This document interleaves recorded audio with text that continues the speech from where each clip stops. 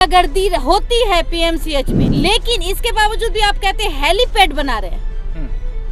किसके लिए हेलीपैड बना रहे हैं? स्वास्थ्य व्यवस्था का हम करेंगे क्या? ऐसे स्वास्थ्य मंत्री का हम करेंगे क्या? वो कह रहा है कि मेरे पास बेड नहीं है, मेरे पास वो इंतजाम नहीं है। वहाँ इनकी पूंगी बच जाती है, इनकी बोलती बंद हो जाती है। न अधीक्षक को डांट सकते हैं, फटकार लगा सकते हैं, न आप जूनियर डॉक्टरों पे कार्रवाई कर सकते हैं। मंगल पांडे चुप बैठे हैं, शर्म आनी चाहिए। एक भी स्टेटमेंट नहीं आया है। और यही बेटी को आगे बनाया जी। 20 साल में बेटी निकलती थी, लेकिन अब जो है बेटी के साथ रेप होता है। बेटी का क्या नपुंसक हो गई है? कानून क्या हाथ में चूड़ी पहन रही है? जिसके साथ रेप हुआ उसके बाद उसका गला और सीना चाकू से काट दिया गया, वैसे ही समझिए कि वो जिंदा लाश। एक तकिया कलाम है इन लोगों का। 20 साल पहले वाला शासनकाल याद है जी, जंगल राज याद है जी।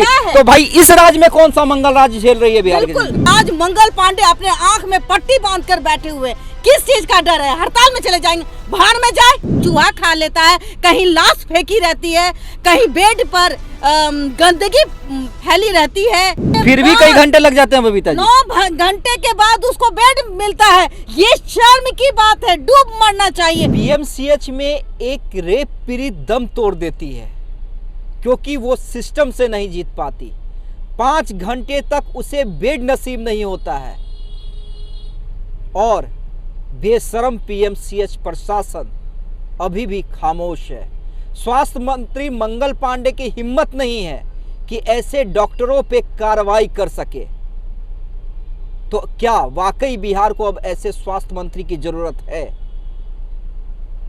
देखिए, इस पे हम बात करेंगे और हमारे साथ बबीता मिश्रा जी हैं।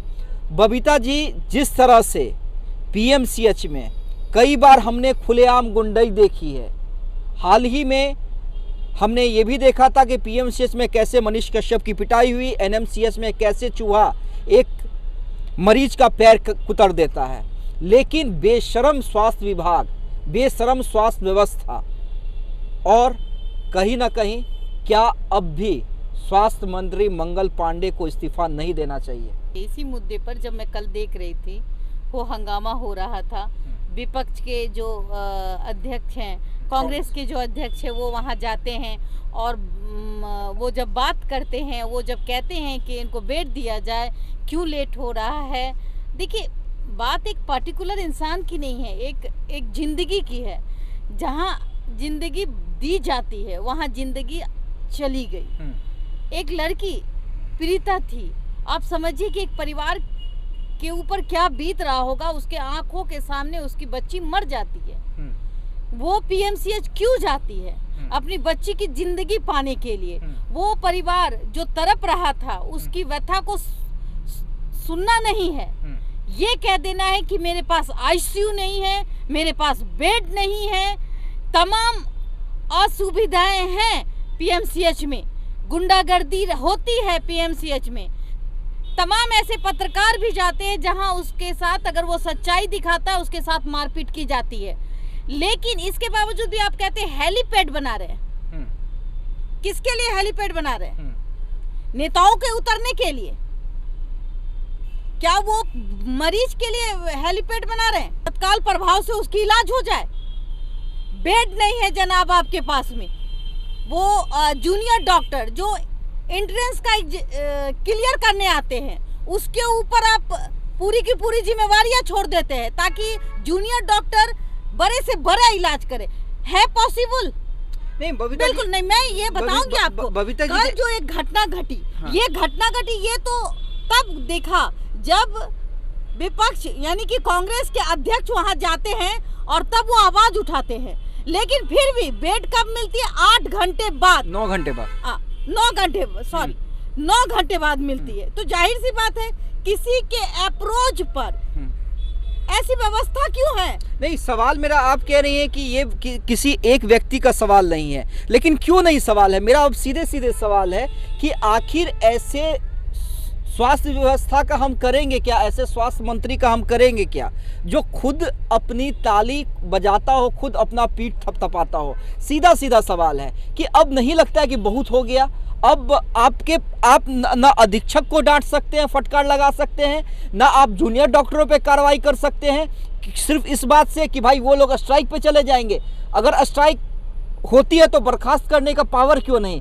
क्या किसी राज्य में ऐसी स्वास्थ्य व्यवस्था आपने देखी है? क्या रेप पीड़ित, अरे भाई खुद मानवता जग जाती है कि रेप पीड़ित है। वैसे भी तो वो बच्ची जिसके साथ रेप हुआ उसके बाद उसका गला और सीना चाकू से काट दिया गया, वैसे ही समझिए कि वो जिंदा लाश थी। लेकिन शायद उसे जिंदगी मिल जाती तो अपने इंसाफ की लड़ाई लड़ पाती। बिल्कुल। तो क्यों नहीं हम इस्तीफा मांगे? बिल्कुल बिल्कुल। अब ऐसी चीजें जब हमारे आंखों के सामने आती है, मैं किसी स्वास्थ्य मंत्री जी को मैं बोलूंगी, वो चैन की नींद इसलिए सो रहे हैं कि उनकी वो बेटी नहीं है। और ये लचर व्यवस्था है बिहार की, वो आप 20 साल में भी खत्म नहीं कर पाए तो थू ऐसे व्यवस्था पर जहां स्वास्थ्य जो है वो कैंसर का रूप ले रही है। और जो डॉक्टर जिसको कहते हैं ना कि भगवान है वो धरती का, वो भगवान इस तरीके से आंख मूंद करके उस लड़की को बिलखते हुए मरते हुए देख रहा है। वो कह रहा है कि मेरे पास बेड नहीं है, मेरे पास वो इंतजाम नहीं है। तो ये तो कहीं ना कहीं सरकार के मुंह पे तमाचा है ना भाई। आप कह रहे हैं वहाँ के आप देखिएगा सुपरिटेंडेंट जो है वो कह रहे हैं कि मेरे पास तो बेड ही नहीं है, मेरे पास तो आईसीयू नहीं है। तो वहाँ 8 घंटा 9 घंटा वो उस एम्बुलेंस में इलाज कर रहे थे। कहा गया कि एम्बुलेंस में, गेट के बाहर एम्बुलेंस में इलाज कर रहे हैं। कौन सा इलाज कर रहे थे? क्या इलाज होता है? क्या इलाज होता है? सबसे बड़ी बात है कि मंगल पांडे जी आपसे तो बेहतर तेजस्वी यादव है जो वहां जाते हैं और कम से कम उन्होंने ये कहा कि हमने इतने डॉक्टरों पे गाज गिराई, इतने डॉक्टरों का क्लास लिया। यहाँ पूंगी तब बसती है जब कोई विपक्ष के चले जाते हैं। देखिए, एक आम पत्रकार को आप लाठी और कुटाई कर देते हैं, चाहे वो प्रशांत राय हो, चाहे मनीष कश्यप हो, चाहे और भी तमाम जो पत्रकार हैं जो ये कुनीतियां दिखा रहे थे उन पर आप मारते हैं। लेकिन जब कोई विपक्ष का नेता जाता है तो वहाँ ये बहस करते हुए नजर आते हैं, जिंदाबाद मुर्दाबाद के नारे लगते हैं और ये चीज दिखाई भी जाती है, तब वहाँ इनकी पूंगी बच जाती है, इनकी बोलती बंद हो जाती है। और सबसे बड़ी बात है, इतना इशू होने के बाद भी मंगल पांडे चुप बैठे हैं। शर्म आनी चाहिए। एक भी स्टेटमेंट नहीं आया है। और यही खुदा ना खास्ता आरजेडी शासनकाल में हुआ होता तो आप देखिए, अरे भाई यहाँ से लेकर पटना छोड़िए दिल्ली तक के बीजेपी नेता प्रेस कॉन्फ्रेंस करते नजर आते। बिल्कुल 20 नेता प्रेस कॉन्फ्रेंस करते नजर आते। किस बात का डर है? नीतीश बाबू का डर है। नीतीश बाबू तो कहते हैं कि भाई बेटी बचाओ बेटी पढ़ाओ, बेटी को आगे बनाया जी। 20 साल में बेटी निकलती थी, लेकिन अब जो है बेटी के साथ रेप होता है, बेटी का स्तन काटा जाता है, वो भी मासूम बच्ची का जिसका सीना होगा भी नहीं, उसका स्तन काटा जाता है, उसके बाद उसके गले काट दिए जाते हैं। ऐसे लोगों पर कोई कानून क्या कर रही है? कानून क्या नपुंसक हो गई है? कानून क्या हाथ में चूड़ी पहन रही है? जब ऐसे मासूम के साथ ऐसा इतना घृणित काम होता है, तुरंत उसको शूट एंड साइड का ऑर्डर क्यों नहीं दिया जाता? सिर्फ ये लोग बस एक बकेती इन लोगों ने सीख लिया है, एक तकिया कलाम है इन लोगों का। 20 साल पहले वाला शासनकाल याद है जी, जंगल राज याद है जी। तो भाई इस राज्य में कौन सा मंगल राज झेल रही है बिहार की जनता? बिल्कुल अगर देखा जाए तो इस राज्य में भी राम भरोसे हिंदू होटल, एक कहावत है राम भरोसे हिंदू होटल, जहाँ राजा ही कहते हैं कि बेटी के लिए हम सोचते हैं, और राजा ये नहीं देखते हैं कि उनकी बेटी 6 साल मासूम की बच्ची का बलात्कार होता है उसके साथ। जब वो पीएमसीएच जाती है जहाँ की उसके परिवार को लगता है यहाँ हमारी बच्ची बच जाएगी, वहाँ उसको बेड नहीं मिला जाता है। कांग्रेस के अध्यक्ष जाते हैं, वहाँ तू मैं होती है, फिर भी उस बच्ची को फिर भी कई घंटे लग जाते हैं बबीता जी। 9 घंटे के बाद उसको बेड मिलता है। ये शर्म की बात है, डूब मरना चाहिए। और जो ये कहते हैं ना अभी स्वास्थ्य मंत्री है, इनके मुंह में आवाज नहीं है। क्या बात करते हैं बबीता जी? बड़े पत्रकार, मैं नाम नहीं लूंगा उन पत्रकारों का, लेकिन बड़े चैनल के बड़े चीफ एडिटर उनके लिए पोस्ट करते हैं कि ऐसा तो स्वास्थ्य मंत्री, इतना बढ़िया स्वास्थ्य मंत्री मैंने देखा है। स्वास्थ्य मंत्री बढ़िया भाई, अगर स्वास्थ्य मंत्री बढ़िया होते तो कल जो ये दशा और दिशा देखने को मिली पीएमसीएच में, और लगातार मिल रही है, और कल जो देखी, ये तो शर्मनाक हरकत डॉक्टरों ने की, अपने आत्मा को मारा। भगवान जिसे कहते हैं, भगवान भगवान के रूप पे ये शैतान बैठे हुए हैं डॉक्टर। एक मासूम बच्ची जो तड़प रही थी, परिवार का दर्द समझिए आप। परिवार क्या चाहता है कि हमको तुरंत मेरे बच्चे को कैसे बचाया जाए, मेरा बच्चा का ब्लड जा रहा है, मेरा बच्चा कैसे बचे। सोचिए 9 महीना जो माँ कोख में पैदा करके उस बच्ची को सीज करके बड़ा करती है, उस माँ के सामने उस बच्ची का बलात्कार हो जाता है, उसके गले काटे जाते हैं, उसका सीना। कुछ तो डॉक्टर किस लिए बने हैं, व्यवस्था किस लिए है? व्यवस्था इसी समय के लिए है कि अगर ऐसी कुछ वारदात होती है तो हर काम छोड़ करके इस ऐसी चीजों को बचाया जा सके। आपको याद होगा निर्भया जैसे कांडों में उस समय आपने देखा होगा कि किस तरीके से कांग्रेस की ही सरकार थी, लेकिन किस तरीके से बहुत हद तक मेडिकल प्रोवाइड किया गया था उस निर्भया को बचाने के लिए। तो वो सरकार अच्छी थी कि ये सरकार अच्छी है?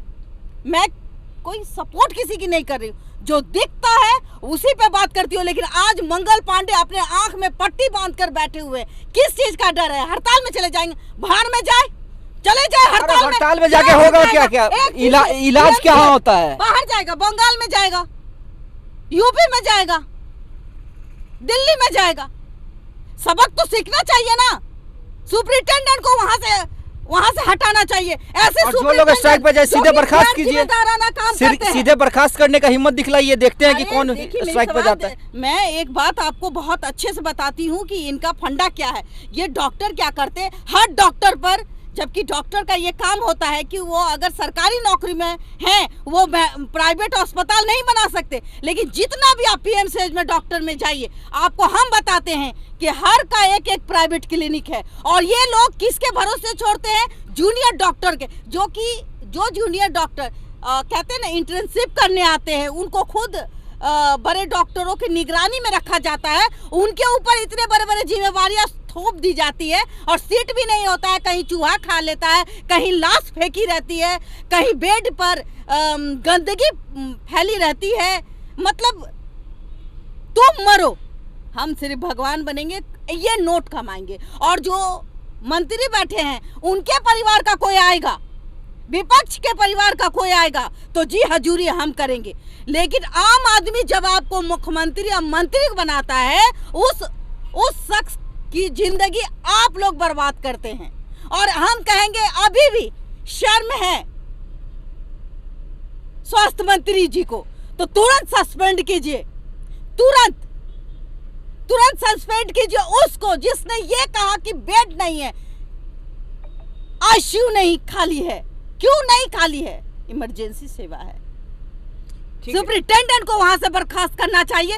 तमाम ऐसे गुंडे जो वहां पीएमसीएच में कब्जा किए हुए हैं उनको चयनित करके तुरंत तत्काल प्रभाव से उसको बर्खास्त करें। वही मैं कह रहा हूं कि अगर आप अब भी चुप रहे, अगर आप में अब भी कलम चलाने की ताकत नहीं है, तो बढ़िया यही है इस्तीफा दे दीजिए, कम से कम आपकी इज्जत बची रह जाएगी।